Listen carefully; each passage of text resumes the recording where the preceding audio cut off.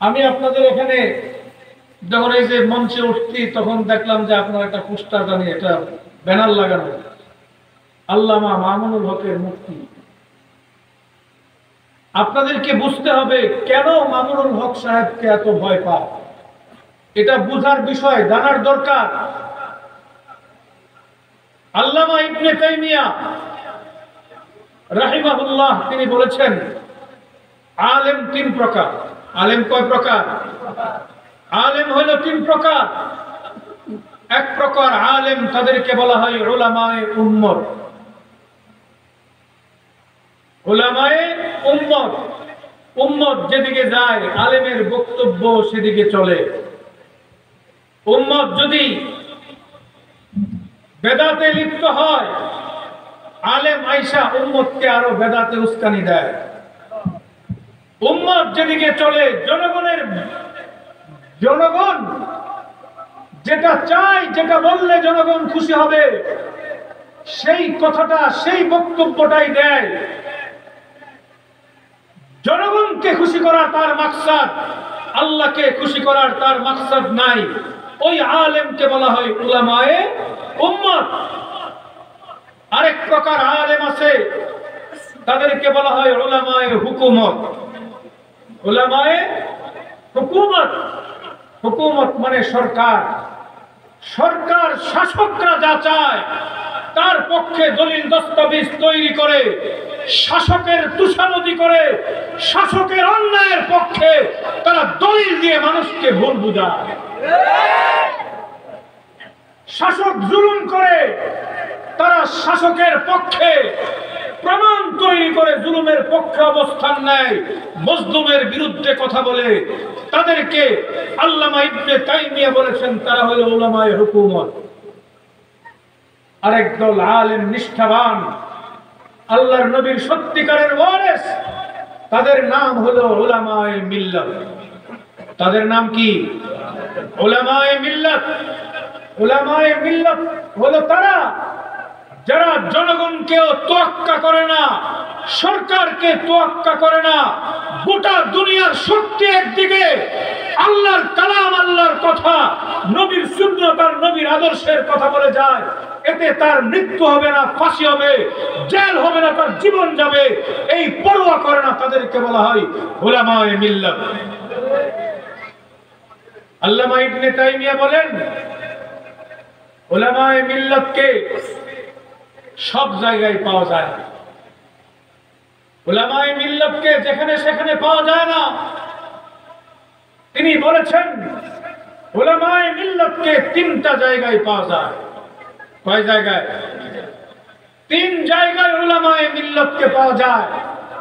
যারা ইসলামের সত্যিকারের কথাটা বলবে, ইসলামের সঠিক আদর্শের কথা বলবে, এতে জনগণ খুশি হলো কিংবা নারাজ হলো, সরকার খুশি হলো কিংবা নারাজ হলো, গোটা দুনিয়ার পরাশক্তি তার বিরুদ্ধে থাকলো কিংবা পক্ষে থাকলো, পরোয়া করার টাইম নাই। ইসলামের সঠিক কথাটা তাকে বলতে হবে। জীবন থাকলেও বলবে, জীবন গেলেও বলবে। ফাঁসিতে ঝুলতে হলে ফাঁসিতে ঝুলবে। যদি তার জীবন যায়, পরোয়া নাই। হক এবং হক্কানিয়তের পক্ষে থেকে নিজের জীবনকে বিলিয়ে দিবে।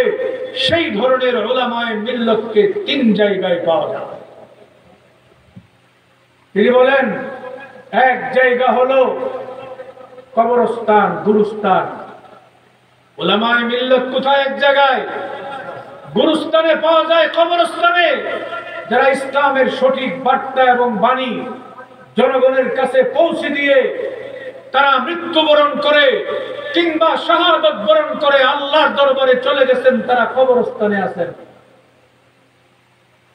আরেক দল উলামায়ে মিল্লাতকে পাওয়া যায়, তাদেরকে পাওয়া যায় জিহাদের ময়দানে। কোথায় পাওয়া যায়? জিহাদের ময়দানে। তারা জিহাদ করতে থাকে, কখনো কথার মাধ্যমে জিহাদ করে, কখনো বলপ্রয়োগের মাধ্যমে জিহাদ করে, কখনো অস্ত্রের মাধ্যমে জিহাদ করে, কখনো লেখার মাধ্যমে জিহাদ করে। তাদের জিহাদি বক্তব্য, জিহাদি কর্ম, জিহাদি লেখা, জিহাদি কাজ চলতে থাকে কিয়ামত পর্যন্ত। উলামায়ে মিল্লাতের জিহাদি কার্যক্রম চলবে। আমার নবী বলেছেন, আল জিহাদু মাযিন ইলা ইয়াউমিল কিয়ামা, জিহাদ চলতে থাকবে কিয়ামত যতদিন আসবে, কিয়ামতের আগ পর্যন্ত জিহাদ চলতে থাকবে, উলামায়ে মিল্লাতের কাজ চলতে থাকবে। সেই উলামায়ে মিল্লাত কোথাও পাবেন না। গোটা দুনিয়া একদিকে, তাগুত যখন ইসলামের বিরুদ্ধে কথা বলে, তাগুত যখন ইসলামকে ধ্বংস করার ষড়যন্ত্র করে, উলামায়ে মিল্লাত তখন ইসলামের পক্ষে জীবন বাজি রেখে তারা সংগ্রাম করে নিজের জীবন দিয়ে দেয়। আরেক জায়গায় পাওয়া যায় উলামায়ে মিল্লাতকে, সেটা হলো জেলখানায়, কারাগারে। আল্লামা ইবনে তাইমিয়া বলেছেন 3 জায়গার কথা, গুরুস্তান, জিহাদের ময়দান, আরেকটা হলো কারাগার। আরেকটা কোথায়? কারাগার। যুগে যুগে উলামায়ে কেরাম ইসলামের পক্ষে সঠিক বক্তব্য দেওয়ার জন্য উলামায়ে কেরামকে জেল খাটতে হয়েছে, কারাগারে নির্যাতিত হয়েছে। আমি যদি আপনাদেরকে সেই ইতিহাস বলি, ইতিহাস দীর্ঘ। আমি উলামায়ে কেরামের জেলখানার ইতিহাসের সংক্ষিপ্ত একটু ইতিহাস আপনাদের সামনে বলবো। ইসলামের প্রসিদ্ধ 4 মাযহাব। ইসলামের মাযহাব কয়টা? 4টা মাযহাব আছে। 1 নম্বর মাযহাব হলো হানাফি মাযহাব। 1 নম্বর মাযহাব কি? হানাফি মাযহাব। তারপরে আছে শাফিঈ মাযহাব, তারপরে আছে মালিকি মাযহাব, তারপরে আছে হাম্বলি মাযহাব। মাযহাব কয়টা? 4টা মাযহাব। এই 4 মাযহাবের অনুসারী গোটা দুনিয়াতে, 4 মাযহাবের অনুসারী সবচেয়ে বড় ইমাম, ইমামে আযম আবু হানিফা। আবু হানিফা রাহিমাহুল্লাহ তিনিও জেল খেটেছেন। তিনি জেল খেটেছেন। তাকে তৎকালীন সময়ের শাসক তাকে বললেন, আপনি বিচারকের দায়িত্ব পালন করুন। তিনি বললেন, তুমি শাসন কার্য পরিচালনা করো, ইসলাম অনুযায়ী শাসন কার্য পরিচালনা করো না। তুমি যদি আমাকে বিচারক নিয়োগ দাও, তাহলে তোমার কথা শুনতে হবে, কারণ তুমি ইনসাফের সাথে দেশ পরিচালনা করো না। তোমার জালেম, তুমি জালেম, তোমার জুলুমের অংশীদার আমি হতে পারবো না। বিচারকের দায়িত্ব আমি গ্রহণ করতে পারবো না।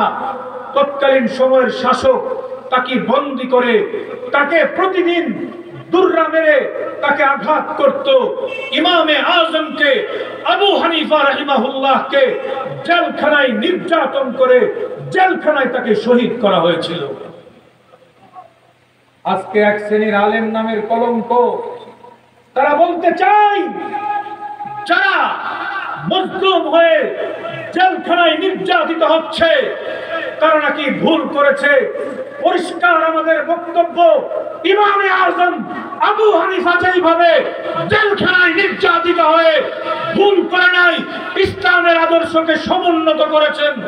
আজকেও যারা জেল খেটেছেন, নির্যাতিত হয়েছেন, তারা ইমাম আজমের সত্যিকারের অনুসারী, তারা ইমাম আবু হানিফার সত্যিকারের অনুসারী। আমার ভাইরা, ইমাম আবু হানিফা তৎকালীন শাসকের সাথে তিনি আপোষ করেন নাই। জেল খেটে জেলে শাহাদত বরণ করেছেন। ইসলামকে খাটো হতে দেননি, ইসলামের আদর্শকে নত হতে দেননি। কথা ঠিক না বেঠিক? ইমাম আহমদ ইবনে হাম্বলের ইতিহাস তো আরো দীর্ঘ। ইমাম আহমদ ইবনে হাম্বল তৎকালীন শাসক ছিল খলিফা আল মামুন। তিনি দায়িত্বে, তৎকালীন সময়ে মুতাজিলা নামে একটা ফিরকা তৈরি হলো। তারা বলল, আল্লাহর কালাম এটা আল্লাহর সৃষ্টি। ইসলামের বিধান হলো, ইসলামের বিশ্বাস হলো আল্লাহর কালাম চিরন্তন। আল্লাহর কালাম এটা সাধারণ সৃষ্টির মতো সৃষ্টি না, এটা আল্লাহর চিরন্তন বাণী। এই নিয়ে তৎকালীন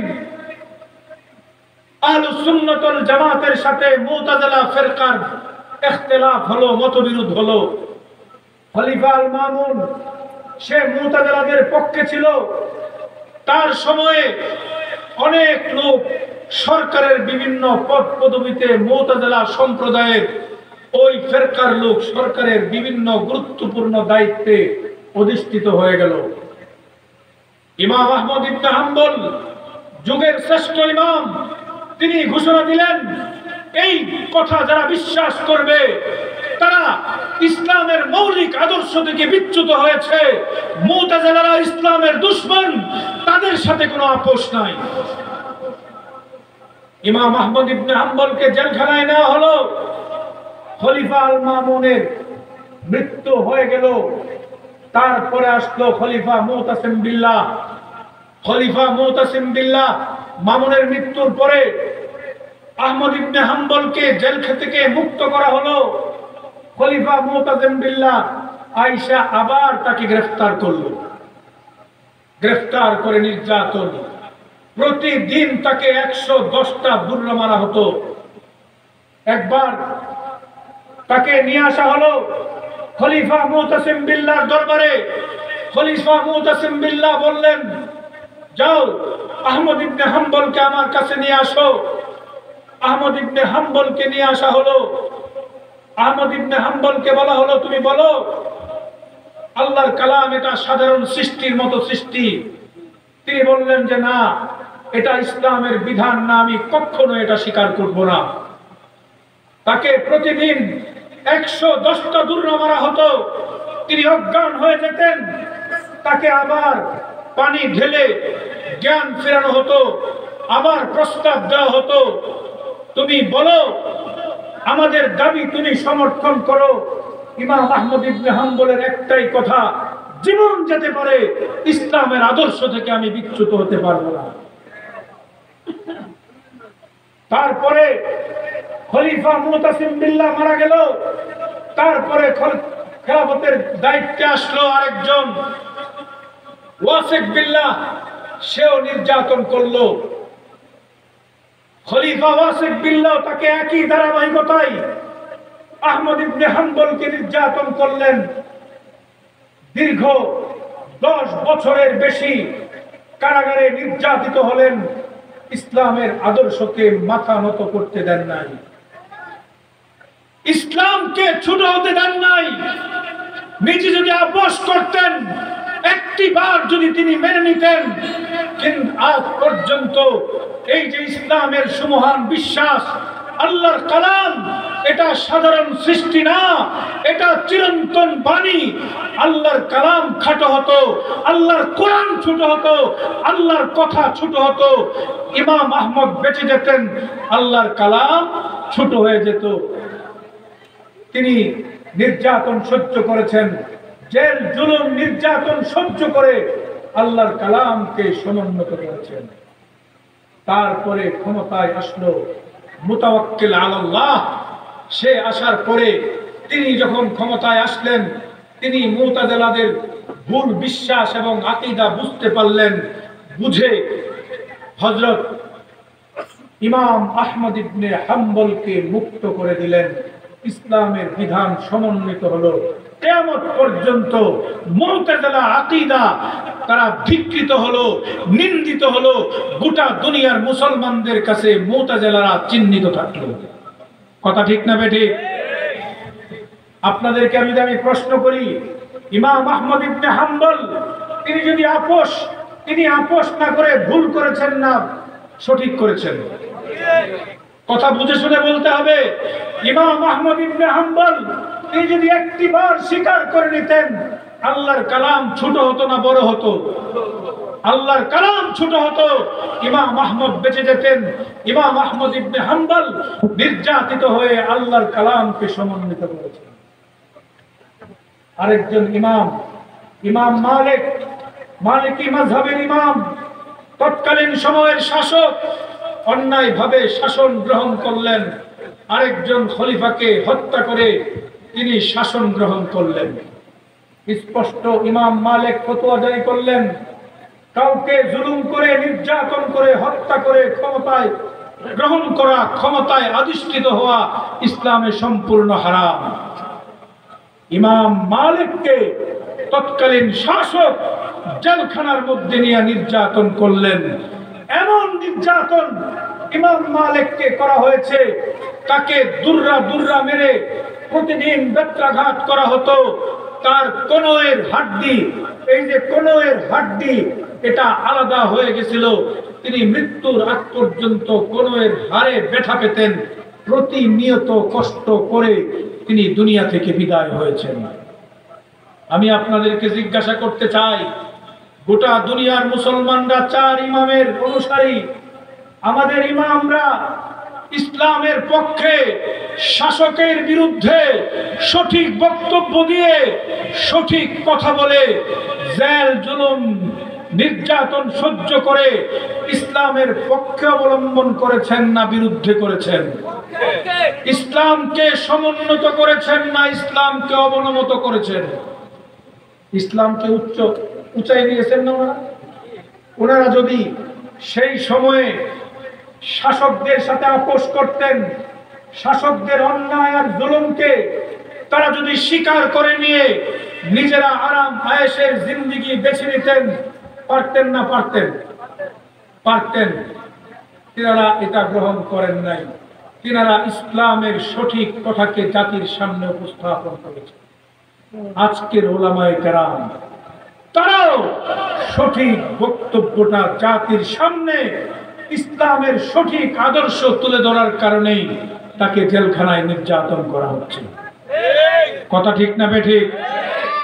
এদেশের আলেমরা 2001 সালের এপ্রিল মাসে, 2021 সালের এপ্রিল মাসে দলের দল আলেমদেরকে গ্রেফতার করা হয়েছে। অপরাধ কি? অপরাধ একটাই,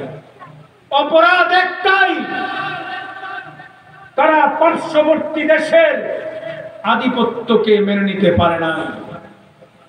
এই দেশে ইসলামকে সমুন্নত করার জন্য খিলাফত আলা মিনহাজিন নবুয়া প্রতিষ্ঠা করার স্বপ্ন এবং আদর্শ এবং কর্মসূচি গ্রহণ করেছিলেন এদেশের আলেমরা। এটাই তাদের অপরাধ। কথা ঠিক না বেঠিক? আল্লামা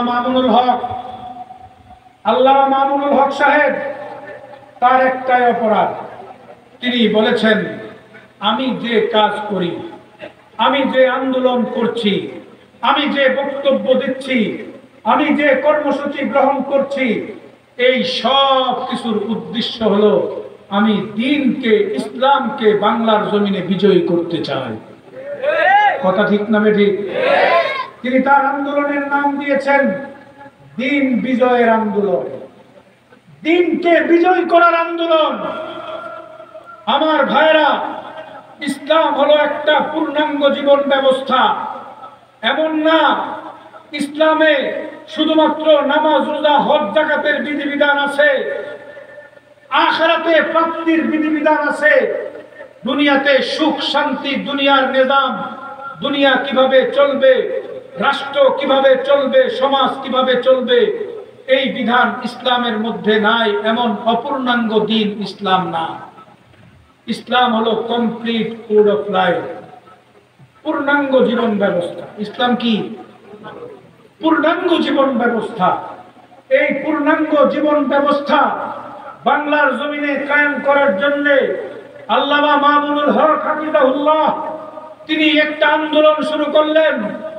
তিনি তার পূর্বসূরি শেখুল হাদিস আল্লামা আজিজুল হক রহমতুল্লাহ আলাইহি, হাফিজ হুজুর রহমতুল্লাহ আলাইহির অপূর্ণাঙ্গ যে কাজ, হাফিজ হুজুর ডাক দিয়েছিলেন যে এদেশে যতক্ষণ না পর্যন্ত আল্লাহর কোরআন আর রাসূলের আদর্শ ছাড়া এ দেশ, যদি আল্লাহর কোরআন ছাড়া এ দেশ পরিচালিত হয়, কোরআন যতদিন প্রতিষ্ঠিত না হবে এ দেশে শান্তি আর নিরাপত্তা হতে পারে না।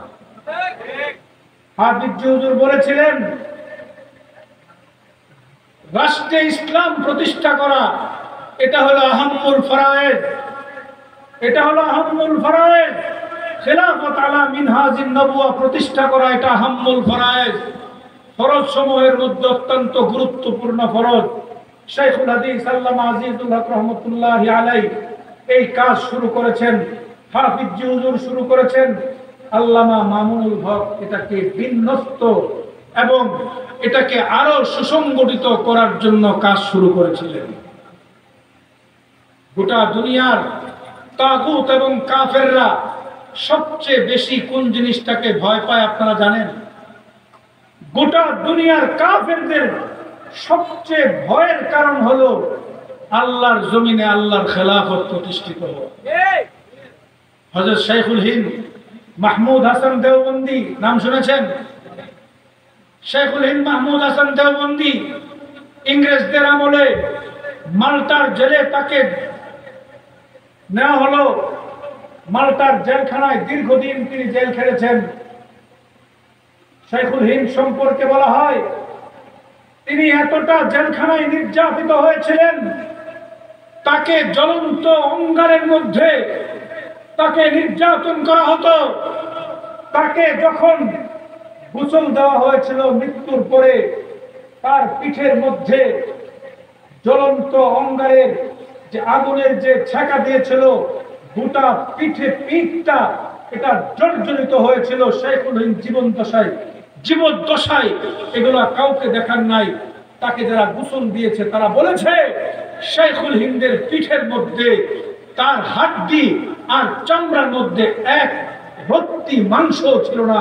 গোটা পিঠের মধ্যে এমন ভাবে নির্যাতন করা হয়েছে, আগুন দিয়ে তাকে পোড়ানো হয়েছে, তার পিঠের মধ্যে এক রত্তি মাংস না।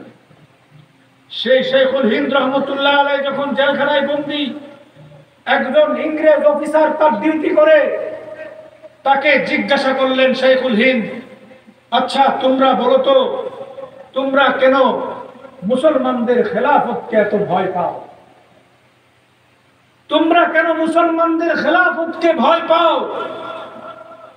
মুসলমানরা খেলাফত প্রতিষ্ঠিত হলে তারা পূর্ণাঙ্গ দ্বীনের উপর আমল করতে পারে। মুসলমানরা খেলাফত প্রতিষ্ঠিত হলে তারা পুরা কোরআনের উপর আমল করতে পারে। খেলাফত যদি প্রতিষ্ঠিত না হয়, রাষ্ট্রে যদি ইসলাম প্রতিষ্ঠিত না হয়, আপনি যত বড় আল্লাহওয়ালা বুজুর্গই হন না কেন, পুরা কোরআনের উপর আমল আপনি করতে পারবেন না। কোরআনের 500 বিধান আছে, যে বিধানগুলো রাষ্ট্রে ইসলাম প্রতিষ্ঠিত না হলে ওই বিধান আয়াতগুলোর উপর আমল করা কশ্চিনকালে সম্ভব না, কশ্চিনকালেও সম্ভব না। কোরআনের একটা বিধানের কথা বলি, আস-সারিকু ওয়াস-সারিকাতু ফাকতাউ আইদিয়াহুমা। আল্লাহ বলেছেন যারা চোর, সে নারী হোক কিংবা পুরুষ হোক, চুরি করার পরে যদি সে ধরা পড়ে, সাক্ষী দ্বারা প্রমাণিত হয়, তাহলে তার হাত কেটে দিতে হবে। আল্লাহর কোরআন যদি রাষ্ট্রে প্রতিষ্ঠিত না থাকে, আপনি এই বিধান বাস্তবায়ন করতে পারবেন? কথা জুড়ে বলেন, পারবেন? আপনি যত বড় বুজুর্গই হন আর যত বড় আল্লাহওয়ালাই হন, কোরআনের এই আয়াতের উপর আমল করা আপনার উপর ফরজ না ফরজ? কোরআন, যেই কোরআনের মাধ্যমে নামাজ ফরজ হয়েছে, যেই কোরআনের আদেশের মাধ্যমে রোজা ফরজ হয়েছে, যেই কোরআনের নির্দেশের মাধ্যমে যাকাত ফরজ হয়েছে, যেই কোরআনের নির্দেশের মাধ্যমে হজ ফরজ হয়েছে, সেই কোরআনের নির্দেশ হলো চোরের হাত কাটতে হবে। দায়িত্ব কিন্তু জনগণের না, দায়িত্ব কার? রাষ্ট্রের। দায়িত্ব রাষ্ট্রে ইসলাম প্রতিষ্ঠিত না হলে কোরআনের এই আয়াতের উপর আমল করা সম্ভব না। কথা বলেন, সম্ভব না। শাইখুল হিন্দ জিজ্ঞাসা করলো, মুসলমানরা খেলাফত প্রতিষ্ঠিত হলে তারা তাদের কোরআনের উপর পূর্ণাঙ্গ আমল করতে পারে, তোমরা খেলাফত নিয়ে এত ভয় পাও কেন? ওই ইংরেজ অফিসার বলে, হুজুর আপনারা তো খেলাফত সম্বন্ধে কতটুকু বুঝেন জানি না, গোটা দুনিয়ার খ্রিস্ট জগৎ খেলাফতকে নিয়ে অ্যানালাইসিস করেছে। মুসলমানরা যখনই খেলাফত তারা পেয়ে যায়, গোটা দুনিয়ার মুসলমানরা ঐক্যবদ্ধ থাকে, আর তারা যখন ঐক্যবদ্ধ থাকে তখন তারা যে কোনো সময় যে কোনো কাফের বেঈমান বাতিলের বিরুদ্ধে জিহাদ পরিচালনা করে ইসলামের আদর্শ, ইসলামকে তারা সেখানে প্রতিষ্ঠিত করে ফেলে। যখনই খেলাফত থাকে তারা জিহাদের ডাক দিয়ে দেয়, আর গোটা দুনিয়ার মুসলিম উম্মাহ জিহাদের পতাকা তলে ঐক্যবদ্ধ হয়ে কাফের আর বেদিনের বিরুদ্ধে নিজেদের জীবন দিতে প্রস্তুত হয়ে যায়। এজন্য আমরা খেলাফতকে খুব ভয় পাই। 1924 সালে তুরস্কে খেলাফতে উসমানিয়াকে ধ্বংস করা হলো। গোটা দুনিয়ার তৎকালীন পরাশক্তিগুলো সব ঐক্যবদ্ধ হয়ে তারা চিন্তা করলো, মুসলমানদেরকে যদি দমাইতে হয় তাহলে মুসলমানদের সর্বপ্রথম কোমর ভাঙতে হবে। মুসলমানদের কোমর কি? মুসলমানদের কোমর হলো খেলাফত রাষ্ট্র ব্যবস্থা। মুসলমানদের খেলাফত রাষ্ট্র ব্যবস্থাকে তারা ধ্বংস করে দিল। তুরস্কে খেলাফতে উসমানিয়ার সর্বশেষ যে বাতিটা ছিল, সেই বাতিটাকে তৎকালীন সময়ে ব্রিটেন, ফ্রান্স এবং ইতালি ঐক্যবদ্ধ ষড়যন্ত্রের মাধ্যমে খেলাফতকে তারা ধ্বংস করে দিল। তারা খেলাফতের আদলে নতুন একটা অর্গানাইজেশন তৈরি করলো, যেটার নাম হলো জাতিসংঘ। যেটার নাম কি? জাতিসংঘ। খেলাফত এমন একটা রাষ্ট্র ব্যবস্থা ছিল, খেলাফতে উসমানিয়া 800 বছর শাসন করেছে। আমাদের এই পাক ভারত উপমহাদেশে যখন মুঘল সাম্রাজ্য ছিল, মুঘলদের যখনই যে সম্রাট হতো, ওই তুরস্কের খলিফার কাছ থেকে প্রত্যয়ন পত্র আনতো, আর মুঘলের সম্রাটকে যদি খলিফা প্রত্যয়ন পত্র দিত, অনুমোদন দিত, তিনি তখন সম্রাট হিসাবে গোটা মুসলিম সমাজের মধ্যে স্বীকৃত হতেন। গোটা দুনিয়ার মুসলিম উম্মাহ সবাই খেলাফতের সরাসরি অধীনস্থ ছিল না, কিন্তু সবাই খেলাফতকে, খলিফাকে মানত। খেলাফত রাষ্ট্র ব্যবস্থার স্বীকৃতি দিত। নিজেরা আত্মতৃপ্তিতে থাকতো, আমাদের একটা খেলাফত আছে, আমাদের একজন আমির আছে, আমাদের একজন খলিফা আছে। কাফের আর বেদিনরা যখনই ইসলামের বিরুদ্ধে কোনো আঘাত আনার চেষ্টা করবে, খলিফা যদি ডাক দেন, গোটা মুসলিম উম্মাহ এক হয়ে যাবে। তারা খেলাফতকে ধ্বংস করে দিল। খেলাফতকে ধ্বংস করে তারা একটা জাতিসংঘ তৈরি করলো, যে জাতিসংঘ সমস্ত পৃথিবীর যত ধর্ম আছে, সমস্ত ধর্মের জন্য, সমস্ত ধর্ম অনুসারী মানুষের জন্য একটা জীবন ব্যবস্থা দিল, যেই জীবন ব্যবস্থার নাম হলো সেকুলারিজম। যেই জীবন ব্যবস্থার নাম হলো ধর্মনিরপেক্ষতা। সেই জীবন ব্যবস্থার নাম কি? আপনি হিন্দু হন, আপনি মুসলিম হন, আপনি ইহুদি হন, আপনাদের ব্যক্তিগতভাবে আপনি মুসলিম থাকবেন, ব্যক্তিগতভাবে আপনি খ্রিস্টান থাকবেন, ব্যক্তিগতভাবে আপনি ইহুদি থাকবেন। আপনার রাষ্ট্রে একটাই পরিচয় থাকবে, রাষ্ট্রের কোনো ধর্ম পরিচয় নাই। রাষ্ট্রের বিধিবিধান ইন্ডিয়াতে যেটা চলবে এটাই বাংলাদেশে চলবে, আমেরিকাতে যেটা চলবে এটাই বাংলাদেশে চলবে, ব্রিটেনে যেটা চলবে এটাই পাকিস্তানে চলবে। অথচ মুসলমানদের কোরআন, পূর্ণাঙ্গ কোরআন, মুসলমানদের রাষ্ট্র কিভাবে চলবে আমার কোরআনে আছে না নাই? কথা জুড়ে বলেন, আছে না নাই? তারা জাতিসংঘ প্রণয়ন করে, জাতিসংঘ তৈরি করে গোটা দুনিয়ার মানুষের মধ্যে একটা শাসন ব্যবস্থা পরিচালনা করার ষড়যন্ত্র করলো। ও মুসলমান, তুমি ব্যক্তিগত জীবনে মুসলিম থাকতে পারো, রাষ্ট্রীয় জীবনে তুমি সেকুলার, তোমার কোনো ধর্ম পরিচয় নাই। ও মুসলমান, যদি আপনি এটা মেনে নেন, আপনি ব্যক্তি জীবনে মুসলিম, রাষ্ট্রীয় জীবনে সেকুলার, আপনার ঈমান থাকবে না? থাকবে না। কথা জুড়ে বলেন, আপনার ঈমান থাকবে? ঈমান থাকবে না।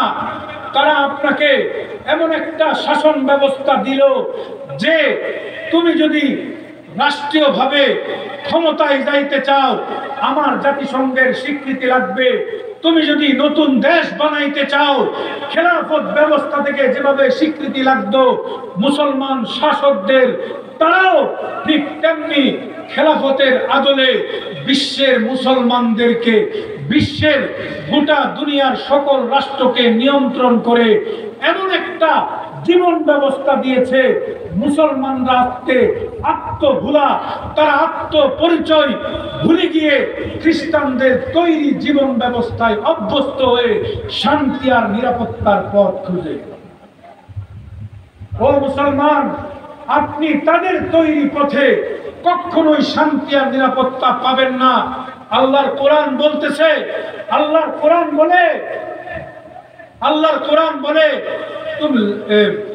তোমরা ইহুদি খ্রিস্টানদেরকে যতই অনুসরণ করো, তারা লান তারবা আনকাল ইয়াহুদু ওয়ালান নাসারা হাত্তা তাত্তাবিআ মিল্লাতাহুম, তোমরা ইহুদি খ্রিস্টানদের প্রবর্তিত গণতন্ত্র, সেকুলারিজম তোমরা যতই মানো, তোমরা যদি মুসলমান ইসলামকে আঁকড়ে ধরতে চাও, তারা কখনোই তোমাদের উপর সন্তুষ্ট হবে না।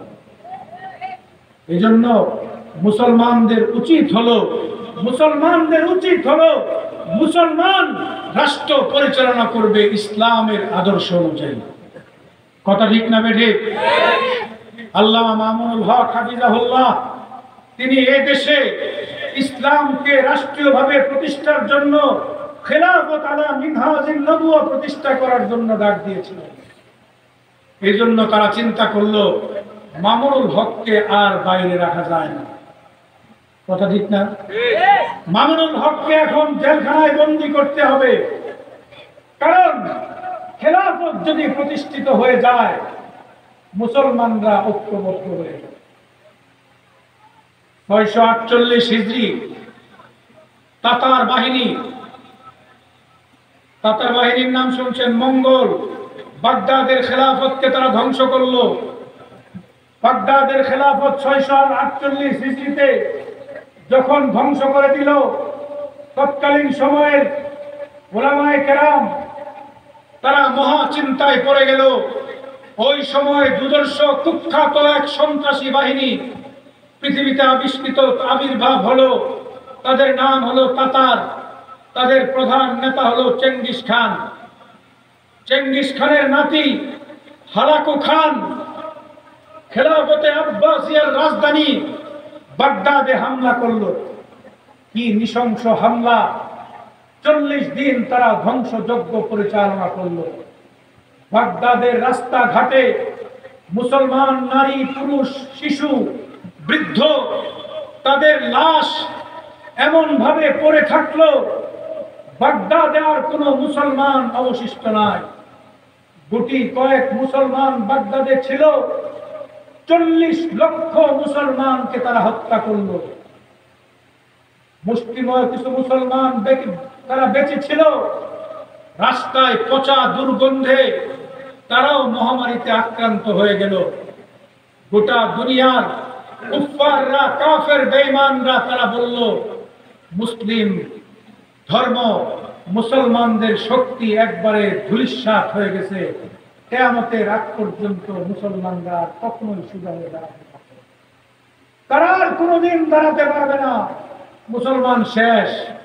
কারণ বাগদাদে যেইভাবে তাতাররা মুসলমানদেরকে হত্যা করেছে, মুসলমানদের খেলাফত শেষ, আর কোনোদিন মুসলমানরা দাঁড়াতে পারবে না।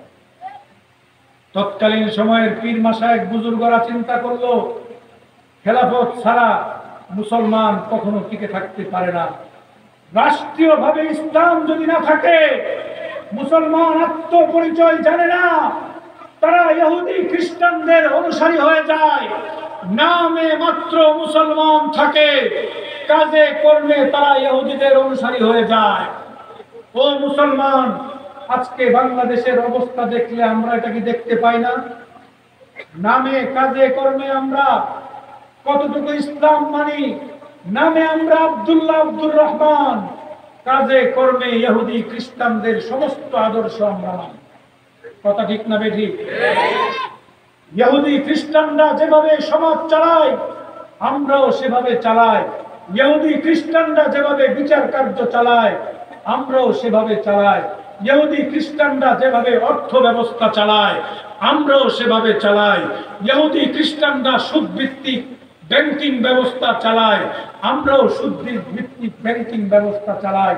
ইহুদি খ্রিস্টানরা মানব রচিত সংবিধান দ্বারা দেশ পরিচালনা করে, আমরাও মানবরচিত সংবিধান দ্বারা দেশ পরিচালনা করি। আমরা ইহুদি খ্রিস্টানদের অনুসারী হয়ে গেছি, কারণ একটাই, আমাদের খেলাফত নাই। তৎকালীন সময়ের পীর মাশায়েখ বুজুর্গ যারা ছিলেন তারা হায়রান আর পেরেশান হয়ে গেলেন, না না, মুসলিম জাতি অস্তিত্ব থাকতে পারবে না, মুসলিম জাতির অস্তিত্ব বিলীন হয়ে যাবে যদি খেলাফত রাষ্ট্র ব্যবস্থা না থাকে। তৎকালীন সময়ের বুজুর্গ মহিউদ্দিন ইবনুল আরবী রাহিমাহুল্লাহ, তিনি বড় আল্লাহওয়ালা বুজুর্গ ছিলেন। তিনি সমস্ত সুফি দরবেশ আল্লাহওয়ালা বুজুর্গ যারা ছিলেন, পীর মাশায়েখ, সবাইকে ডাকলেন বাইতুল মুকাদ্দাসে। কোথায় ডাকলেন? বাইতুল মুকাদ্দাস। আজকে বাইতুল মুকাদ্দাস আক্রান্ত। আল্লাহ রাসূলের হাদিস হলো বাইতুল মুকাদ্দাস কিয়ামতের আগ পর্যন্ত বাইতুল মুকাদ্দাসকে কেন্দ্র করে ইসলামের বাহিনী থাকবে। ইসলামের সেই বাহিনীর সাথে আল্লাহর রহমত আর নুসরত থাকবে। দুনিয়ার কোনো অপশক্তি নাই। বাইতুল মুকাদ্দাসের সেই বাহিনীকে একবারে ধ্বংস করে দিবে ওই শক্তি গোটা দুনিয়ার কোনো শক্তির নাই। আজকে আমাদের বক্তব্য হলো, হামাস বাইতুল মুকাদ্দাসকে রক্ষা করার জন্য যে আন্দোলন করছে, এই হামাসের মাধ্যমে বাইতুল মুকাদ্দাস মুক্ত হবে। এই হামাসের মাধ্যমে ইহুদিবাদের পতন হয়ে গোটা দুনিয়াতে আবার ইসলামের বিজয়ী নিশান উদ্দীন হবে। ইসলাম গোটা দুনিয়াতে আবার প্রতিষ্ঠিত হবে।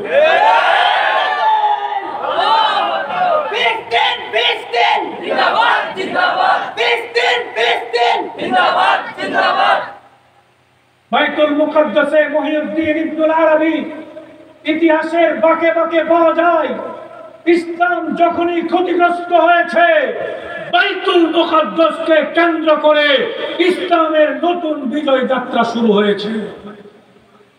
বাইতুল মুকাদ্দাসে মহিউদ্দিন ইবনুল আরবী গোটা দুনিয়ার পীর মাশায়েখদেরকে ডাকলেন, ডেকে বললেন, আজকে মঙ্গল তাতাররা খেলাফতকে ধ্বংস করেছে, খেলাফতকে পুনরুদ্ধার করতে হবে। তিনি সিদ্ধান্ত দিলেন, ও পীর মাশায়েখ বুজুর্গরা, আপনারা শুধুমাত্র খানকায় বসে তাসবিহ টিপলে হবে না, শুধুমাত্র তাসাউফের মেহনত করলে হবে না, শুধুমাত্র মুরিদ বাড়াইলে হবে না, নিজেদের খানকাহি মেহনত তো চলতেই থাকবে, জিকির আজগার আর তাসাউফের মেহনত তো চলতেই থাকবে।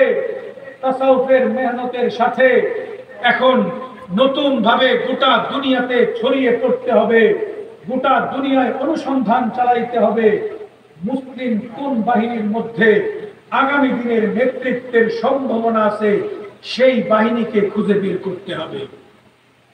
গোটা দুনিয়ার পীর মাশায়েখরা বের হয়ে গেলেন খুঁজতে খুঁজতে। মহিউদ্দিন ইবনে আরবী ওই তুরস্ক, যেটার আগের নাম ছিল আনাতুলিয়া, আনাতুলিয়াতে একটা বাহিনীর সন্ধান পেলেন, যে বাহিনীর নাম হলো কাই বাহিনী। বাহিনীর নাম কি? কাই বাহিনী। কাই বাহিনীর সন্ধান পেলেন। কাই বাহিনীকে মহিউদ্দিন ইবনুল আরবী, কাই বাহিনীর সর্দার ছিল সুলাইমান শাহ। সুলাইমান শাহের সাথে তিনি কথাবার্তা বললেন, তাকে দ্বীনের প্রতি উৎসাহিত করলেন। অল্প কিছুদিন পরে সুলাইমান শাহ চলে গেলেন, তিনি মৃত্যুবরণ করলেন। তারপরে কাই বাহিনীর নেতৃত্বে আসলেন আরতুগুল গাজী রাহিমাহুল্লাহ। আরতুগুল গাজী তিনি কাই বাহিনীর নেতৃত্বে আসলেন। মহিউদ্দিন ইবনুল আরবী যুবক আরতুগুলকে তিনি দীক্ষা দিলেন, তাসাউফের শিক্ষা দিলেন, ইসলামের মৌলিক শিক্ষা দিলেন। তিনি বেলায়েতের পোশাক পরালেন, তাকে একজন ইনসানে কামেল আল্লাহওয়ালা বুজুর্গ হিসেবে তাকে দীক্ষিত করলেন। গোটা দুনিয়ার পীর মাশায়েখ বুজুর্গদেরকে বলে দিলেন, নিজেদের মুরিদদেরকে তোমরা বলে দাও, সবাই যেন আরতুগুলের বাহিনীতে অংশগ্রহণ করে এই বাহিনীর মধ্যে আগামী দিনের নেতৃত্বের সম্ভাবনা আমি দেখছি। গোটা দুনিয়ার পীর মাশায়েখরা নিজেদের মুরিদদেরকে বললেন, এখন আর বসে থাকার সময় নাই, খেলাফত পুনরুদ্ধার করতে হবে। আরতুগুল গাজীর বাহিনীতে নিজেরা যোগদান করো। গোটা দুনিয়ার পীর মাশায়েখের মুরিদরা সবাই আর্তুগুল গাজীর বাহিনীতে যোগদান করলেন। আর্তুগুল গাজী তৎকালীন সময়ের তিনটা পরাশক্তি ছিল ইসলামের বিরুদ্ধে। একটা হলো তাতার বাহিনী, আরেকটা খ্রিস্টানদের বাইজেন্টাইন, আরেকটা হলো রোমান সাম্রাজ্য। এই তিন অপশক্তির বিরুদ্ধে, পরাশক্তির বিরুদ্ধে তিনি যুদ্ধ করলেন। দীর্ঘদিন যুদ্ধ করে তার বাহিনীকে আরো সমৃদ্ধ করলেন, আরো বড় করলেন। তিনি তুরস্কে আনাতোলিয়াতে একটা জায়গায়, একটা ভূখণ্ডে নিজেদের আধিপত্য প্রতিষ্ঠিত করলেন। দীর্ঘ সংগ্রাম করে গেলেন, তিনি খেলাফত প্রতিষ্ঠা করতে পারলেন না। তিনি দুনিয়া থেকে চলে যাওয়ার পরে কাই বাহিনীর নেতৃত্ব দিলেন তার ছেলে উসমান রাহিমাহুল্লাহ। নাম কি? উসমান আর্তুগুল সুলাইমান শাহর পথে তিনিও সংগ্রাম করলেন। এই তিন পরাশক্তির বিরুদ্ধে যুদ্ধ করে দীর্ঘ সংগ্রাম করলেন। তাকেও তৎকালীন সময়ের বুজুর্গ পীর মাশায়েখ আল্লাহওয়ালা যারা ছিলেন তাদের মধ্যে উল্লেখযোগ্য শেখ আদাব আলী রাহিমাহুল্লাহ, বাবা ইউনুস রাহিমাহুল্লাহ, এরা ছিলেন খানকার পীর, খানকার বুজুর্গ। তাসাউফের মেহনত করতেন, পীর মুরিদদেরকে শিক্ষা দীক্ষা দিতেন।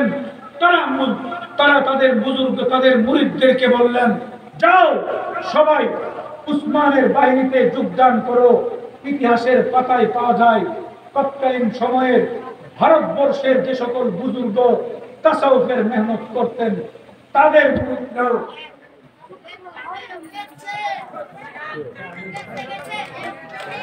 লা ইলাহা ইল্লাল্লাহ